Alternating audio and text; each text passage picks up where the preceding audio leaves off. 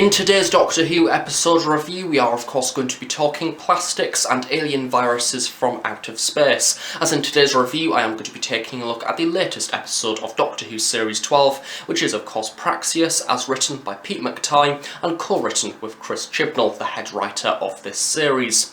Now this episode does of course take place after the events of Fugitive of the Judoon, which, as with all the previous episodes of this series, I have gone into episode reviews with them each individual week. Therefore, if you haven't checked out those reviews already, I highly recommend doing so in order to get my general opinion of the series so far. In a very brief summary, I think that overall this series, considering that we are now beyond halfway, this series has been a vast improvement upon the events of Doctor Who Series 11. The stories themselves seem to be a lot more intriguing and, as a viewer, a lot easier and interesting to watch, and the characters also seem to be going into a step in the right direction, developing to feel more like people, which is very good and once again a vast improvement. Praxeus is an episode that, of course, in the previous review I did mention that it is co-written between Pete McTighe and Chris Chibnall, and because of that I made the assumption that this episode, very much like Fugitive of the Judoon, from the outset it looks like a traditional Doctor Who story. We're going to have a monster, the Doctor's going to come in and save the day, and that is pretty much going to be it. However, of course, Fugitive of the Judoon turned out to be a story that is a lot different, sort of playing with Doctor Who canon, possibly introducing a new incarnation of the Doctor, and overall having lots of twists and turns. I went into this story with a very similar assumption that we were going to have quite a few references to the plot arc overall of the series. After all, due to the events within the previous story, it is pretty hard to forget the events of that episode, and it should be something that is continued. However, we have Praxeus, and it doesn't do that. This, if anything, is one of the most traditional episodes within this series so far. It is a Doctor Who scenario where the Doctor arrives, you have an alien, and the Doctor saves the day, with absolutely no reference to the overall plot arc of this series. And apparently, according to social media, the original intended placement of this story was going to be prior to the events of Fugitive of the Judoon, which to me would make a whole lot of sense, because this story is continuing like nothing happened. This episode could have very easily been within the early half of this series, or even, I would go as far as to say, within Doctor Who Series 11, and yet we have no reference to the overall plot arc of this series, which makes it a little bit unusual to watch. It's one of those things that just should be acknowledged, and because it isn't, you kind of feel like as a viewer you've missed something, which, to start with, although it is a very unusual way to start a review, it is one of the flaws of this story's whole placement of this episode just seems very wrong. Of course, we do have Pete McTighe returning, which is incredibly exciting, because in Doctor Who Series 11 we did have the brilliant story of Kablam, which is my personal favourite story of that season. It's absolutely brilliant, has a load of personality, and it's just a lot of fun. It's one of my personal favourite Doctor Who stories as aired on TV within the last few years. Even comparing to the 12th Doctor era, it stands out a lot because it is fun Doctor Who.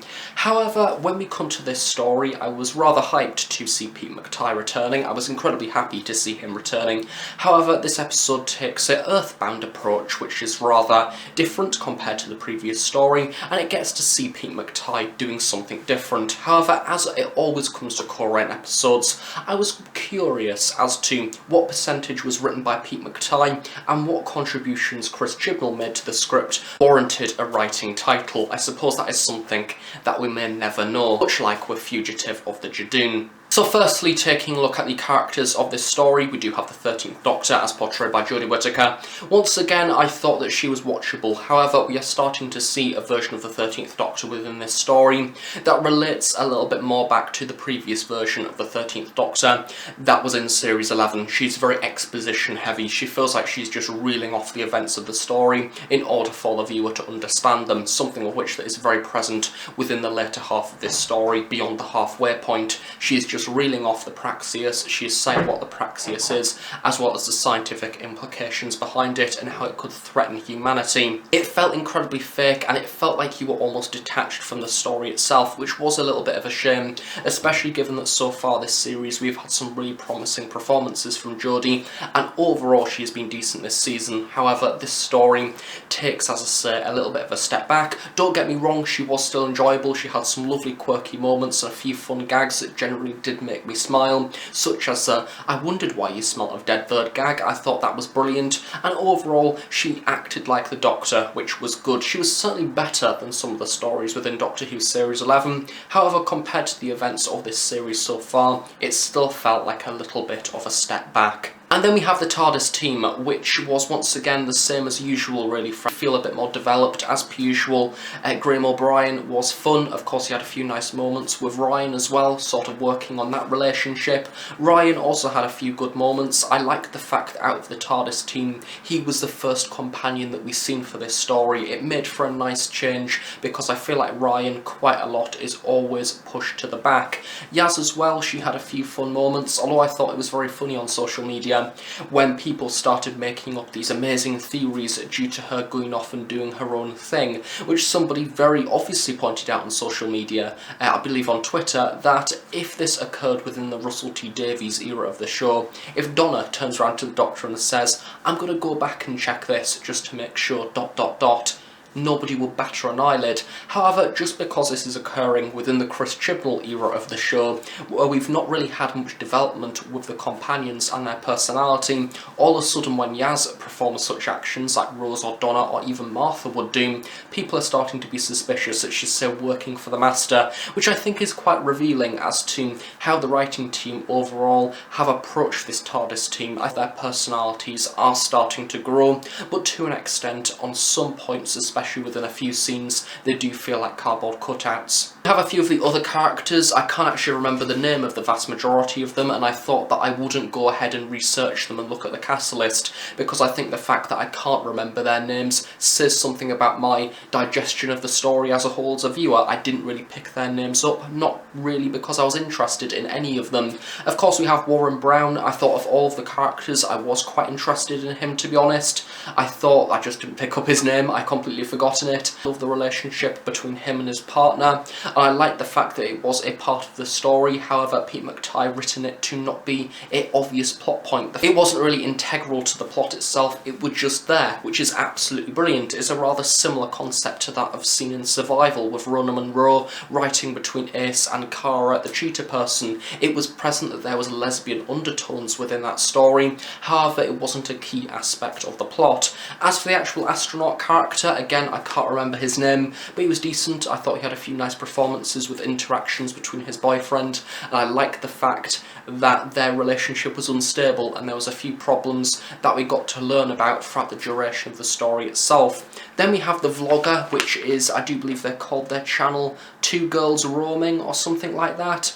I thought that she was a bit annoying, I must admit. There was a few flaws that I had with her character to start with.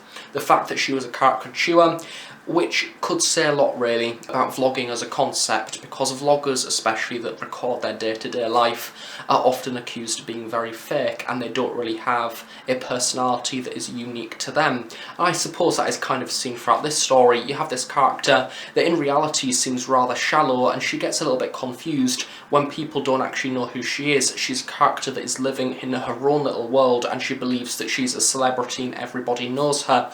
The main flaw that I had with character is that when her partner for her YouTube channel series sort of thing died, she was sad for about a millisecond, then she was all of a sudden happy again, and at the very end of the story she acted like it hadn't even happened, which I thought was a very unusual take for this story. And in some scenes, to be quite honest, I forgot that she was there altogether, and then when the camera flashed back round to her, I thought, oh yeah, she's a part of this story. So very much like Orphan 55, there was a few characters within this episode that I kind of feel didn't need to be there. If anything, it may have been nice for Ryan to go off, discover the bird things that are going on, maybe talk to a few of the locals around that area, and then just go away with the Doctor.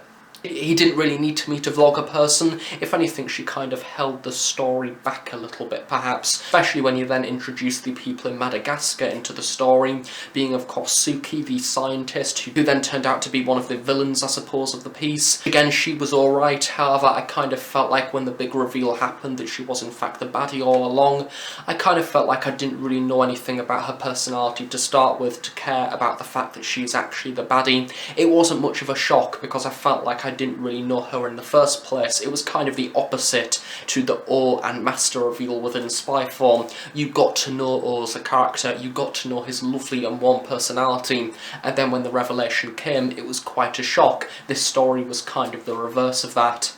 And yeah, that's really it. That's all I've got to say about character, really. Overall, it was an alright cast. I think that all of them fitted into the roles quite well. Even the vlogger character, I thought that she represented a soulless vlogger fairly decently. Moving on to the actual story, because I feel like the actual script of this episode is where the interesting stuff lies. We have a second story for this series that is focused around the Earth and the problems that the Earth is currently facing, involving the use of plastics, and specifically microplastics and single-use plastics, which is a good thing for a Doctor Who story to cover. It makes full sense. However, the way that it was illustrated, to me, wasn't really well done. I think the whole idea of the Praxeus, the key thing of the actual story itself, really, that was causing people to die, was, in a way, the flaw of the episode. I kind of felt like the Praxeus wasn't that interesting. I love the fact of the plastics and the pollution from that. However, oddly, when you involved the alien element of the story, I kind of faded out. Basically, when you got to the point in the lab where the Doctor was trying to figure out what was going on, and she allocated everybody different roles, such as Ryan dissecting the bird, then Graham going off and doing something else, I believe helping the astronaut to feel better by putting together some form of drug contraption, that is where the story started to fall down, where you introduce the Praxeus, because to me it was an intriguing idea, this whole idea of an alien contagion. However, I just feel like it didn't have too much time to breathe. And then very annoyingly, also within that scene, we have the Doctor going through her mind thinking plastics, aliens, autons, and at that moment I went, very much like how the Doctor did in the story, and then she went, no, and I thought, if this story went down the auton route, I argue that it would have been a lot better. If the Autons came in within the final half hour, or even the final 20 minutes, and we had kind of a different take on the Autons, that would have been a lot more interesting, in my opinion, compared to what we actually got. It baffles me as to why the Autons have not returned in full force to Doctor Who, especially given the context of this story, given the context of current society. We are living in a world that is suffocating due to the use of single-use plastics. What happens when you get single-use plastics and the nesting consciousness? It makes for a perfect Auton invasion story in the 21st century, and if you want that idea of plot, why not check out Big Finish's Unit the New Series Extinction box set, the first series that they ever did,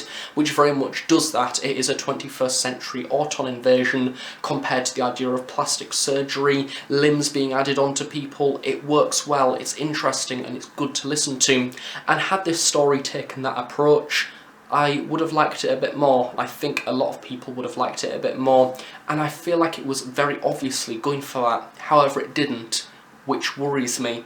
We also have the return of the global theme thing, which this sort of era within the 13th Doctor seems to be obsessed with. From what I can remember, it started in Resolution, where we had the opening scenes within different countries. Spyfall did it, which made sense because it was taking on the style of James Bond, and James Bond has lots of different locations in lots of different countries, and a brilliant contrast between those different locations. I let it slide in that one.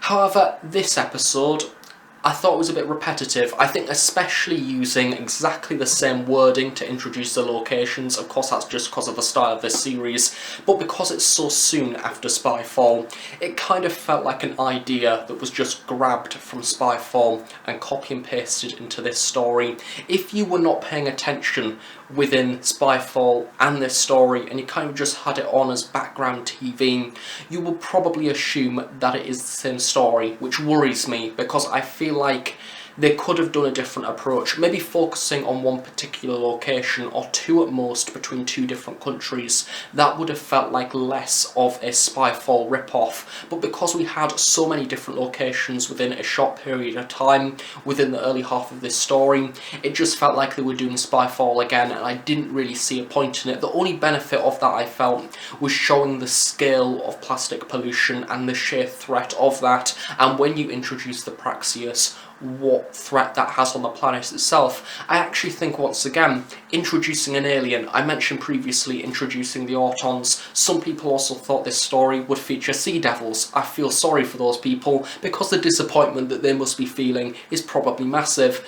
But if the Praxeus was an actual not real life, but a real monster, a physical, tangible monster, that would have been a bit more interesting, because it lacked something, and I feel like it was the presence of a physical alien force, as opposed to an alien contagion that doesn't have a voice, it doesn't have a physical presence, it just kills the person. It's shown threat, I like that, but it just lacked, and towards the midpoint, I zoned out a little bit on both viewings. On first viewing, I kind of zoned out and felt a bit about it. Then I went back a few days later and watched it again, and I stayed sort of mildly involved within the script. However, I zoned out on a few parts, which, to me, once again concerned me. Relating back to The Fugitive of the Judoon review, I mentioned in that video that I felt like Vinny Patel's original idea of having a fugitive Judoon story, they are tracking down a monster, very much like Smith and Jones, I felt like that was the original intention for that story, and then we have this whole concept added on the top of it, which is the idea of the Ruth Doctor, and I felt like towards the very end of the story, we basically forgotten that the Judoon were even involved. They felt like an insignificant aspect of the plot.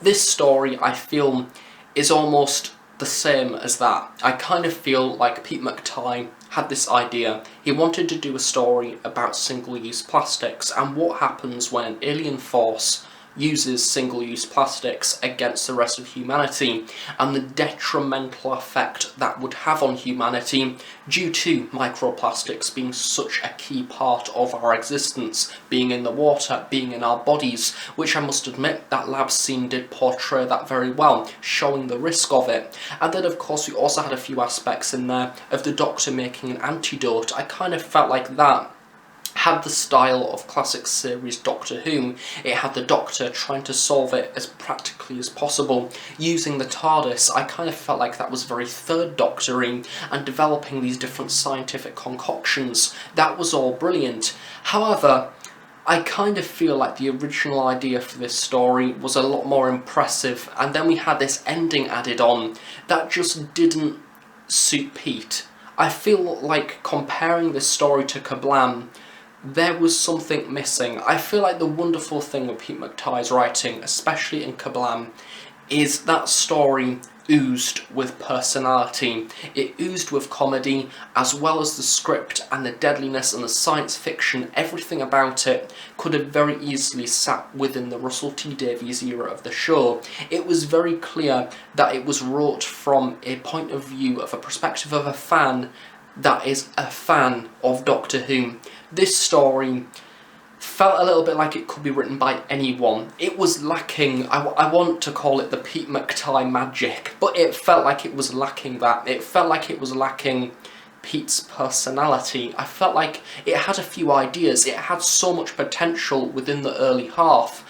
However, the later half didn't have it. The later half, when you introduce the Gaia underneath the Indian Ocean with all the plastics and the pollution and the spaceship and all of that, it started to lose it at that point, and it felt like a story that, I must admit, was in Series 11. It felt like a Chris Chibnall resolution to a plot, the likes of The Woman Who Fell to Earth, the likes of The Ghost Monument, where you have this build-up and then it's over within a few minutes and that's it, and then you don't really think about it again, very much like the Saranga conundrum as well. It felt like that. It felt like a story that's building up something, and then the end of it comes and you're like, oh, that's it. So I kind of feel like in the earlier draft of this story, it had a lot more personality, and somehow in production that may have been lost. Of course, a very unique thing with this story was that instantly when it aired, Orphan 55 was trending on Twitter,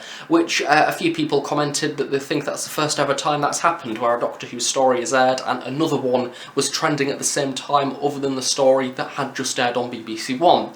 And people were stating that that is how to do a futuristic Earth sort of global warming commentary piece, like how we had in Orphan 55. And people were saying that this episode was better than Orphan 55. And for those of you that have been watching my previous reviews, you will know on my ranking of this series so far, Orphan 55 is at the bottom. However, I stated in that review that although Orphan 55 is at the bottom, it provoked a reaction from me. It got me thinking. It got me thinking about the future of Earth. It had that revelation in the end that yes, be it has been used before in The Mysterious Planet, as well as other science fiction dramas, having this whole idea of a dystopian Earth future that has been hit by nuclear war and mutations have occurred and all of that stuff. It's very Black Mirror, as I mentioned in that review. It provoked a reaction. It was interesting. This story for me, however, didn't provoke a reaction, and I was thinking when I was watching this story for the second time, what episode am I going to remember more? Orphan 55 or Praxeus? And I came to the realisation that at the current time of filming, this may change as I reflect on this series in the future, but I felt like I was going to remember Orphan 55 more than Praxeus. This story gave me the vibe that a lot of Series 11 did for me, where it's there, I've watched it, I reviewed it, ask me about it in a few months, and I'll have no idea what happened. I'll just know it involved plastic, robotic bird creatures that didn't really look that believable, but moving on from that, and the Doctor prancing about and the companions being spurted off across different areas of the Earth. That is all I will know. For me, at least, it isn't rememberable, which is a shame, especially after Kablam having bucket loads of potential. This story has taken it down a notch, and part of me, I feel, wants to blame it on the co-writing aspect of this story, because I feel like some of the key message has been lost along the way. And I suppose that is it for this review of the Doctor Who Series 12 story, Praxeus, which, as you may have assumed already, comparing this to my Series 12 ranking, we have Praxeus standing in at number 6. For some reason it's at number 7, because I've accidentally spaced them out. That is at number 6, so it is in fact lower than Orphan 55. This may change in the future, because the sad thing is, for me, I feel like this story did have potential. However, it's not been fully explored at all. The single-use plastics thing I love, but the ending just didn't do it for me at all, really. So yeah, sorry Praxeus, but you're there at number 6. Nikola Tesla's Night of Terror is still going there at the top. So yeah, what did you think of this story? Once again, I might have a differing opinion to you. That doesn't mean it's wrong. A few people will have different opinions and other people like to argue with them, like in an aggressive manner. I don't care. If you love this story, then by all means, tell me in the comment section below. I would love to know what you loved about this story, because perhaps I've missed something. Perhaps there is an aspect of this story that you have loved and you will comment in the section below, and I will actually think, you know what, yeah, that was a good aspect that I've not even contemplated, which is the beauty of social media. Let's use it. Show your opinions of this story, tell me what you like, and, well, you've already found out my opinion. But yeah, let's see how our opinions differ, because who knows, my appreciation of this episode might grow in the future, simply down to the people who watch this video and on social media talking about it, because, hey, that's positivity for you. So yeah, thank you very much for watching this review. I hope you have enjoyed it. Do of course stay tuned for more Doctor Who content in the future and every single week, as always, on Host Productions, and do of course watch out for my next Doctor Who Series 12 review, which I don't know the story. What's the story called? I kid you not, I am actually googling the story. Oops. Good old Wikipedia giving me the episode title. Join me in my next Doctor Who Series 12 episode review, where I will be taking a look at Can You Hear Me, which no doubt will be up sometime next week after the episode has aired. So thank you very much for watching, I shall see you all next time. Bye for now.